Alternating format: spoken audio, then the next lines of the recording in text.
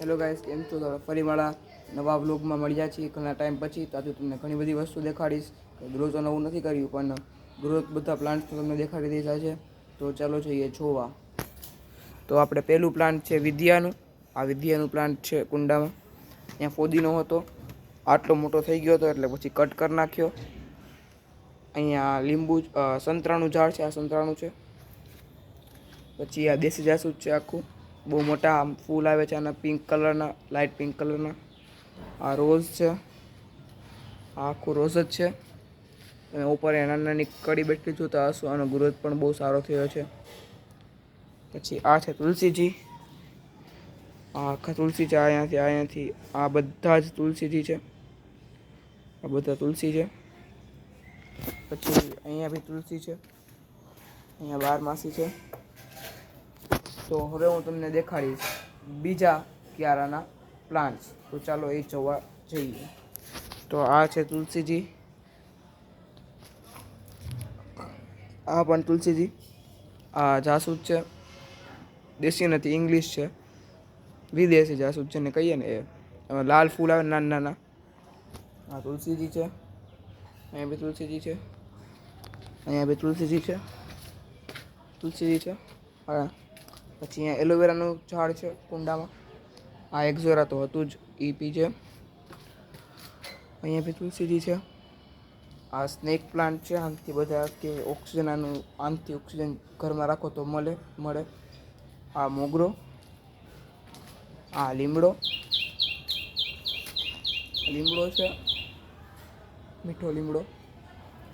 આ એક્ઝોરા, આ મોરપંખ. પછી આ છે જાસૂદ આખું, આ પણ દેશી જાસૂદ જ છે, દેશી છે જાસૂદા. પછી આ છે રોઝ, દેશી ગુલાબ. તો ગાઈસ, હવે હું તમને દેખાડીશ લીંબુડી. તો ચાલો જોઈએ એ લીંબુડી જોવા. તો ગાઈસ, આ છે લીંબુડી. આનો ગ્રોથ હતો થઈ ગયો તો આને કપાવી નાખી છે, એટલે પાછી આવી ગઈ નીચી. આમાં લીંબુ પણ ઘણા બધા છે અને લીંબુની સાઇઝ પણ બહુ મોટી આવે છે. તમે જોઈ શકો છો, આ લીંબુ બહુ મોટી સાઇઝમાં આવે છે. લીંબુ આના 12 માસ લીંબુડી છે. તો હવે હું તમને દેખાડીશ બહારના ઝાડ, ફળિયાની બહારના. તો એમાંનું કાપેલું મહેંદી છે, એનો પણ બહુ ગ્રોથ છે. તો હવે હું તમને દેખાડીશ આંબો અને બધા બીજા ઝાડ. ચાલો જઈએ જોવા. આ છે આંબો, આ આખો આંબો છે. આંબાનો ગ્રોથ પણ બહુ વધી ગયો છે. આ આખો નવા પ્લાન્ટ, આમાં પાન ફૂટે જ રાખે છે આંબામાં. આખો ગ્રોથ આંબાનો છે આ મોટો બધો. બાજુમાં નાનો આંબો પણ ઉગ્યો છે. આ સીતાફળી છે, સીતાફળનું ઝાડ. પછી આ જાસૂદ છે, જો આવી વ્હાઈટ કલરના ફ્લાવરવાળું જાસૂદ છે આખું. આ જાસૂદ છે, વ્હાઈટ ફ્લાવર આવે આમાં. જાસૂદ છે. આ તો ઘણું બધું ઘાસ ઉગી ગયું છે, હમણાં કપાવ્યું નથી એટલે હવે કપાવી લેશી, એટલે તમને પાછું નવા વ્લોગમાં દેખાડીશ. આંબો પણ નવો ઉગ્યો છે, નાના નાના આંબા ઘણા બધા ઉગી ગયા છે અંદર એક જ ક્યારામાં. હવે આ ઓલી પર્પલ પ્લાન્ટવાળી આપણી વેલ છે, એ છે પર્પલ કલરની. એણે આખું ક્યારો રોકી લીધો છે, એટલી બધી મોટી થઈ ગઈ છે. આપણી ગ્રીન ટી ડટાઈ ગઈ છે એની પાછળ. આ ગ્રીન ટી છે. અહીંયા અજમો છે. અહીંયા પણ ફોદીનો હતો, અહીંયા જોઈ શકો છો ફોદીનો. એ પણ મોટો થઈ ગયો હતો એટલે એને પણ કાપી લીધો હતો. આ છે તુલસીજી છે. વરસાદ બહુ પડ્યો રાજકોટમાં, તેથી જે પાણી તેમના પાનમાં પડ્યું એટલે તે વજનથી વાંકા વળી ગયા છે.